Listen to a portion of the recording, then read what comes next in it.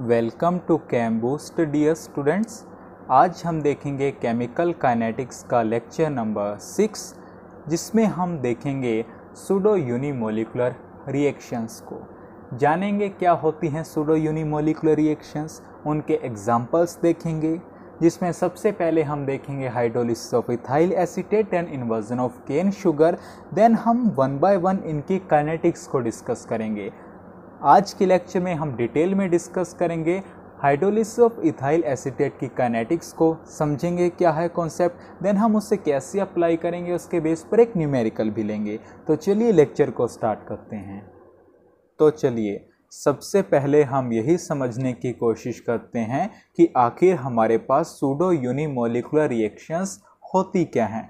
देखिए, unimolecular reaction यानी ऐसी रिएक्शन जिसमें एक मॉलिक्यूल इन्वॉल्व हो, और सूडो यानी जो नकली हो। क्यों बोलते हैं इसे ऐसा, जैसे जैसे आगे बढ़ेंगे आपको पता लग जाएगा।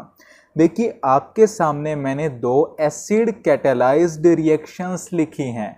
एसिड कैटालाइज्ड यानी ऐसी रिएक्शन जिनमें हम एसिड को एज ए कैटालिस्ट यूज़ कर रहे हों, और कैटालिस्ट आपको पता ही है वो सब्सटेंस जो कि रिएक्शन के रेट को, रिएक्शन की स्पीड को इंक्रीज करे। पहली रिएक्शन है hydrolysis of ethyl acetate. Hydrolysis means water का एडिशन। इथाइल एसीटेट में हमने वाटर का एडिशन किया, एसिड कैटालाइज्ड है, H+ एसिड से लिया, ये एज ए कैटालिस्ट हमारे पास यहाँ पर यूज होगा। तो यहाँ पर फॉर्म हो रहा है एसिटिक एसिड और साथ में इथेनॉल। सेकेंड जो एसिड कैटालाइज्ड रिएक्शन है वो है इन्वर्जन ऑफ केन शुगर, जिसमें हमने लिया है सुक्रोज।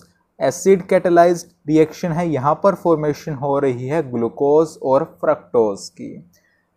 क्यों बोला गया इसे इन्वर्जन, अगर आपसे कोई पूछे तो आप कहेंगे कि देखिए हमारे पास जो सुक्रोज है उसका नेचर है डेक्स्ट्रोरोटेटरी, यानी वो प्लेन पोलराइज्ड राइट को राइट में रोटेट करता है, और हमारे पास ग्लूकोज है डेक्स्ट्रोरोटेटरी नेचर का, यानी वही जो राइट में रोटेट करे प्लेन पोलराइज्ड लाइट को, और फ्रक्टोज है हमारे पास लीवो रोटेटरी, यानी वो जो प्लेन पोलराइज्ड लाइट को लेफ्ट में रोटेट करे। ये ओवरऑल हमारे पास होता है लीवो रोटेटरी, यानी रिएक्टेंट में हमारे पास इसका नेचर था डेक्स्ट्रोरोटेटरी। जब प्रोडक्ट की फॉर्मेशन हुई तो वहाँ पर हमारे पास नेचर है लीवोरोटेटरी, इसी वजह से इसे बोला जा रहा है इन्वर्जन ऑफ केन शुगर।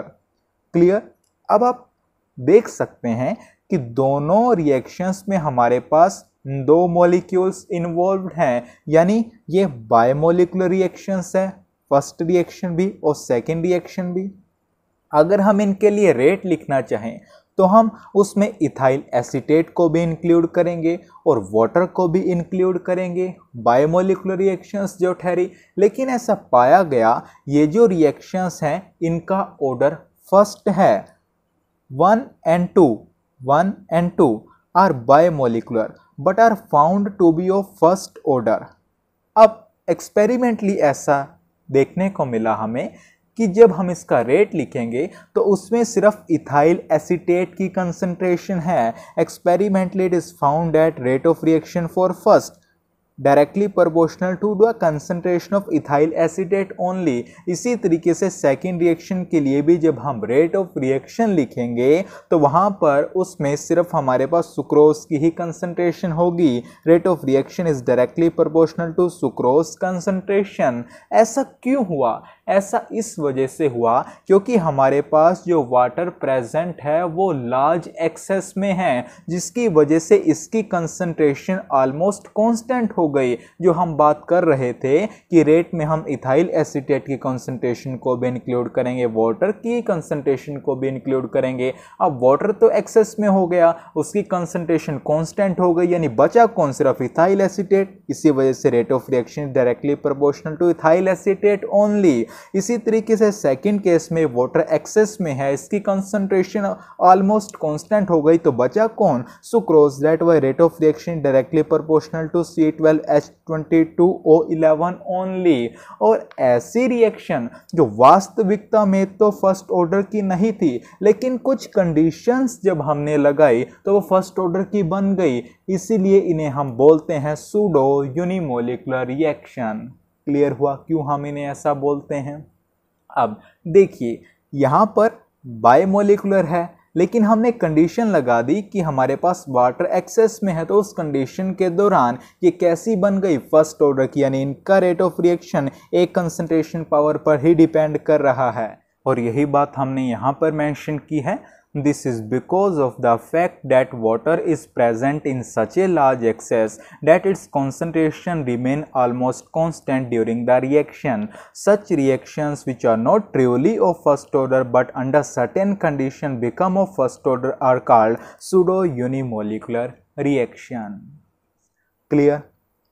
तो आप इतना नोट करें, देन हम आगे प्रोसीड करेंगे। तो चलिए, अभी मैंने आपके सामने दो रिएक्शंस लिखी थी। रिएक्शन 1 जो थी हाइड्रोलिसिस ऑफ इथाइल एसीटेट, और रिएक्शन 2 जो थी इन्वर्जन ऑफ केन शुगर। अब वन बाय वन हम इन रिएक्शंस की काइनेटिक्स को डिटेल में डिस्कस करेंगे। सबसे पहले हम डिस्कस करते हैं काइनेटिक्स ऑफ रिएक्शन 1 यानी hydrolysis of ethyl acetate. Reaction आपके सामने लिखी है। यहाँ पर हमारे पास प्रोडक्ट में एसिटिक एसिड और इथेनॉल फॉर्म हो रहा है। अब अगर आपसे कहे कि आप मुझे बताएं कि एसिटिक एसिड की अमाउंट कितनी बनी है, क्या आप बता सकते हैं? तो आप कहेंगे बिल्कुल बता सकते हैं। कैसे? आप कहेंगे कि हम इसे टाइट्रेट करेंगे स्टैंडर्ड NaOH के साथ। स्टैंडर्ड NaOH मतलब उसकी एग्जैक्ट कंसंट्रेशन हमें पता हो। करते हैं है ना हम लैब में स्टैंडर्डाइज NaOH को ऑक्सैलिक एसिड के साथ। ऑक्सैलिक एसिड की मान लीजिए नॉर्मेलिटी हमें पता है, उसके साथ टाइट्रेट करते हैं तो NaOH की एग्जैक्ट नॉर्मेलिटी हमारे पास आ जाती है। अब हमारे पास हम बोल रहे हैं कि एसिटिक एसिड की अमाउंट कैसे हम फाइंड आउट करेंगे? NaOH के साथ टाइट्रेशन करके।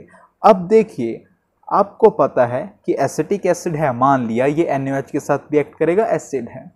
अब इस एसिड के अलावा एक एसिड और भी तो प्रेजेंट है जो हम कैटालिस्ट के फॉर्म में यूज कर रहे हैं, तो वो भी तो NaOH के साथ रिएक्ट करेगा। सीधी सी बात है। तो यही दो पॉइंट यहाँ पर लिखे हैं। Here acetic acid is one of the products, the amount of which can be determined by titration against standard NaOH solution.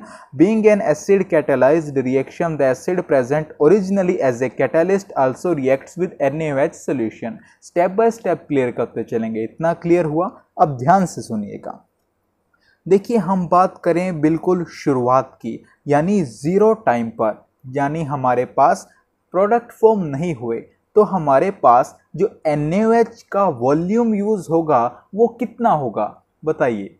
हम कह रहे हैं टाइम जीरो पर है, कोई प्रोडक्ट फॉर्म नहीं हुआ, तो NaOH बेस है तो एसिड के साथ रिएक्ट करेगा, तो टाइम जीरो पर उसका कितना वॉल्यूम यूज होगा? भाई जितना अमाउंट हमारे पास कैटालिस्ट का प्रेजेंट होगा, क्योंकि हम यहाँ पर एसिड कैटालाइज्ड रिएक्शन इसे बोल रहे हैं, तो वही बात हमने यहाँ लिखी है। Volume of NaOH solution used in the beginning that is at zero time, जिसे मैं V0 से डिनोट कर रहा हूँ, वो डायरेक्टली प्रोपोर्शनल होगा amount of acid present only as a catalyst, as no acetic acid is produced at T is equal to 0। इसे मान लीजिए इक्वेशन 1। पेशेंस से सुनिए, सब क्लियर हो जाएगा। स्टेप बाय स्टेप चलेंगे। क्लियर? अब हमने कहा कि ठीक है, टाइम जीरो पर हमें समझ आ गया। अब हम कुछ देर के बाद देखते हैं, यानी किसी टाइम t पर देखते हैं, तो उस टाइम पर NaOH का कितना वॉल्यूम यूज होगा? भाई सीधी सी बात है, एक तो एसिड जो कैटालिस्ट की फॉर्म में प्रेजेंट है, अब क्योंकि कुछ टाइम बीत चुका है हमारे पास, तो कुछ ना कुछ अमाउंट ऑफ एसिटिक एसिड की भी फॉर्म हो गई होगी। यानी जिस टाइम पर हम पूछ रहे हैं कि वॉल्यूम NaOH यूज कितना होगा, हम बोलेंगे कि उस टाइम पर हमारे पास कैटालिस्ट की अमाउंट प्लस जो एसिटिक एसिड फॉर्म हो जाएगा उसके प्रोपोर्शनल होगा। सीधी सी बात है, यही बात हमने यहाँ पर मेंशन की है। Volume of NaOH solution used at an instant of time, जिसे मैं Vt से डिनोट कर रहा हूँ, वो डायरेक्टली प्रोपोर्शनल है amount of acid present as catalyst plus amount of acetic acid produced. इसे मान लीजिए इक्वेशन नंबर 1।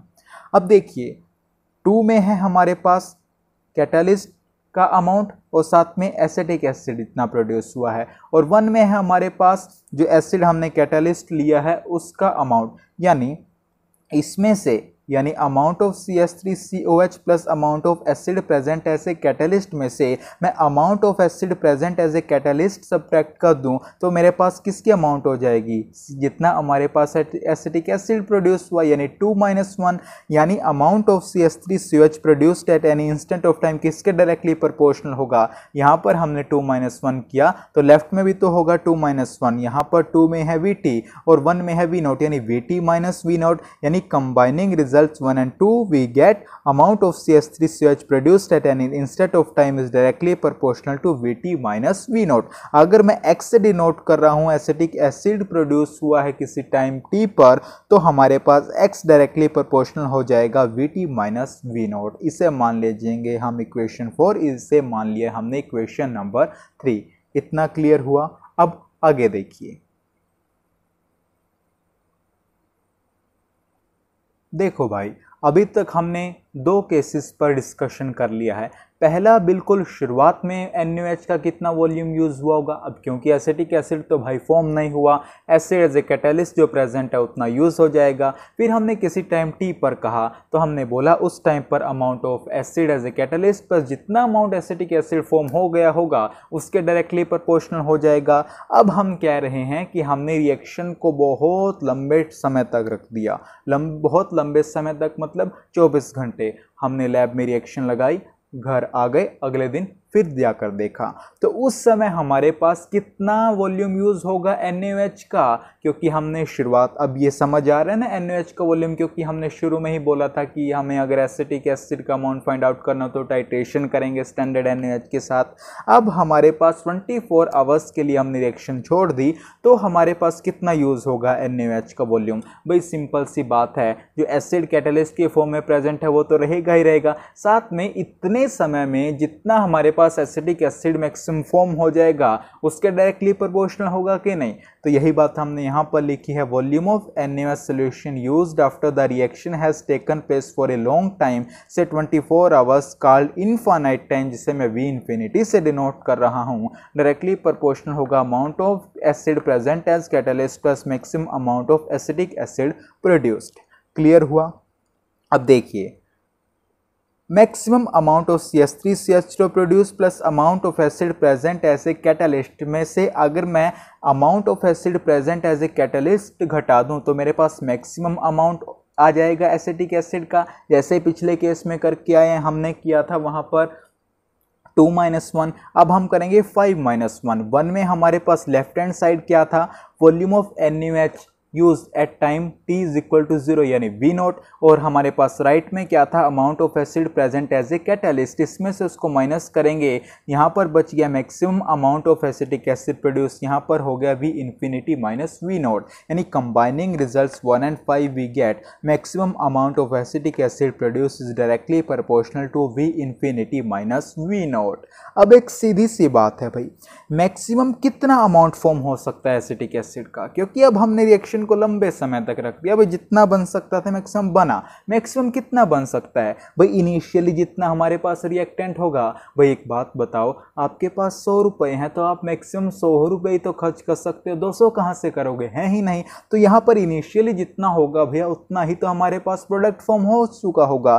तो यही बात यहाँ पर कही है, maximum amount of CH3COOH produce is directly proportional to initial concentration of ethyl acetate, जिसे मैं स्मॉल a से डिनोट कर रहा हूँ। यहाँ पर दोनों साइड यही अमाउंट है मैक्सिमम एसिटिक एसिड की, तो यहाँ से मैं बोल सकता हूँ a is directly proportional to V infinity - V0।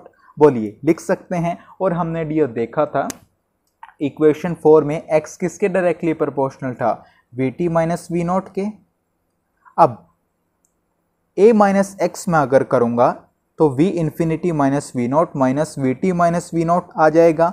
V0 cancel हो जाएगा, ब्रैकेट खोलेंगे तो ये प्लस का हो जाएगा, तो a - x डायरेक्टली प्रोपोर्शनल हो जाएगा V इंफिनिटी -VT के। अभी इससे पिछले लेक्चर में हमने फर्स्ट ऑर्डर के लिए एक्सप्रेशन निकाला था, k = 2.303/T log a/a - x। a हमारे पास क्या है, V इंफिनिटी -V0 और a - x क्या है, V इंफिनिटी -VT। तो ये डियर हमारे पास एक्सप्रेशन आ जाएगा इसके लिए रेट कांस्टेंट का, हाइड्रोलिसिस ऑफ इथाइल एसीटेट के लिए।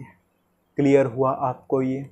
अगर थोड़ा सा भी डाउट हो तो वीडियो को थोड़ा सा पीछे करें और एक बार सुन ले, आई थिंक कोई डाउट नहीं रह गया होगा। तो आप इसे नोट करें, देन हम आगे बढ़ेंगे।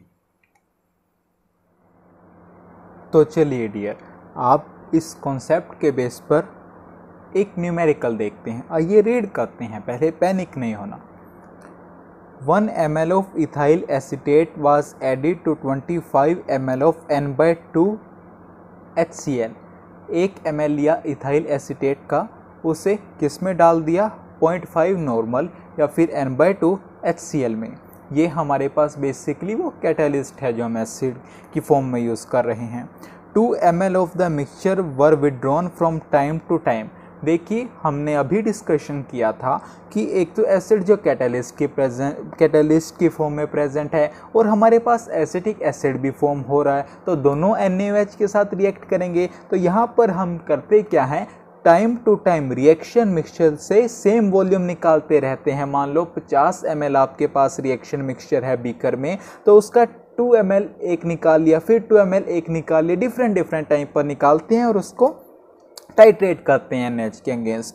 From time to time during the progress of hydrolysis of ester and titrated against standard NaOH solution. The amount of NaOH required for titration at various interval is given below. अब कितना amount NaOH use हुआ हमारे पास, time 0 पर हुआ ml में 20.24, 20 पर हुआ 21.73, इसीलिए चलता रहा, और इनफाइनाइट टाइम है हमारे पास 43.95।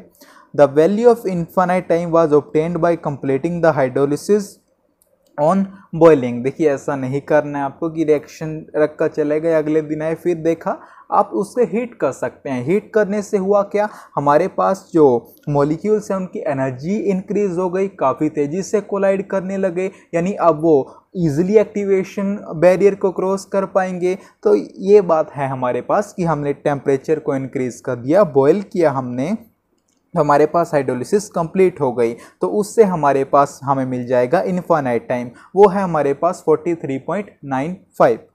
Show that it is a reaction of first order, find the average value of velocity constant. Velocity constant मतलब जो हमारे पास रेट कांस्टेंट है। कहता है कि रिएक्शन फर्स्ट ऑर्डर का है, ये दिखाओ। कैसे दिखाएंगे, हमारे पास फर्स्ट ऑर्डर का एक्सप्रेशन हमारे पास है इस कॉन्सेप्ट के रिगार्डिंग, वहाँ से हम प्रत्येक समय पर रेट कांस्टेंट निकालेंगे। अगर वो कांस्टेंट या नियरली कांस्टेंट आ गया तो हम बोलेंगे कि ये फर्स्ट ऑर्डर की रिएक्शन है, और उनका एवरेज ले लेंगे तो वेलोसिटी कांस्टेंट आ जाएगा। क्वेश्चन बेसिकली है कि ये सिर्फ स्टेटमेंट बड़ी है, सीधा सीधा हमें ये रेट कांस्टेंट निकालना है डिफरेंट टाइम पर। अगर आपके पास आपको एक्सप्रेशन याद है तो ये 2 मिनट का क्वेश्चन है, सिर्फ कैलकुलेशन का पार्ट है। और अगर एग्जाम में आपके कैलकुलेटर अलाउड नहीं है, ये क्वेश्चन आ रहा है, तो ऑब्वियस सी है कि ऐसी कैलकुलेशन देगा जो आप कर लेंगे। तो चलिए इसे सोल्व करते हैं अब।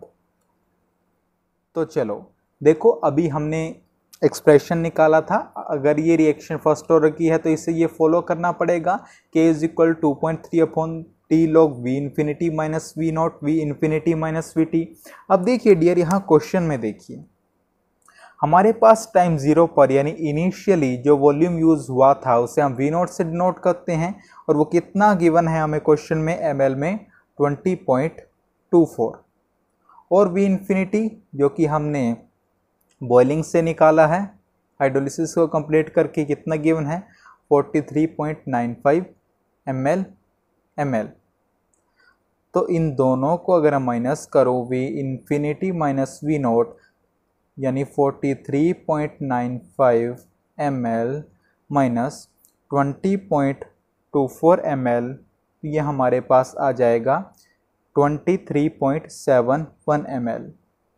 इसे यहाँ रब करके तो सीधा लिख देंगे 23.71 ml आ गया, V infinity minus V not. V infinity हमारे पास है टाइम। अब हमारे पास अलग अलग टाइम पे हमें रेट कांस्टेंट निकालना है। देखिए मान लीजिए हम निकाल रहे हैं t is equal to 20 minutes पर, ठीक है, निकालेंगे k इज इक्वल टू, रखो यहाँ पर सारी वैल्यूज, 2.303, टाइम कितना है 20 minute, log V infinity minus V not निकाल रखा आपने 23.71 ml, V infinity minus we T 43.95 ml minus T पर कितना है हमारे पास, कितना गिवन है 20 मिनट पर, जो आपको स्टेटमेंट में 21.73 है, 21.73 ml। तो ये हमारे पास आएगा 2.303 upon 20 minute log 23.71 ml divided by, इनको सब्ट्रैक्ट करेंगे तो हमारे पास आएगा 22.22 ml। जब डियर आप इसे सॉल्व कर लेंगे, यहाँ पर हमारे पास रेट कांस्टेंट आएगा 0.00324 पर मिनट। ये हमारे पास रेट कांस्टेंट का यूनिट होता है, सेकंड में होता तो पर सेकंड लिख देते। इसी तरीके से डियर आप निकालेंगे t is equal to 75 minute पर। इसी तरीके से आप निकालेंगे, सिर्फ यहाँ पर 75 पुट करना, यहाँ पर एडजस्टमेंट करनी है, उसके कोरस्पॉन्डिंग कितना हमारे पास वी टी गिवन है। इसी तरीके से आप निकालेंगे 119 मिनट पर, इसी तरीके से निकालेंगे आप 183 मिनट पर। क्लियर। अब जब आप करेंगे तो मैं वैल्यू बताता हूँ। इस केस में जब हमारे पास 75 मिनट हमने लिया तो आया 0.00313 पर मिनट।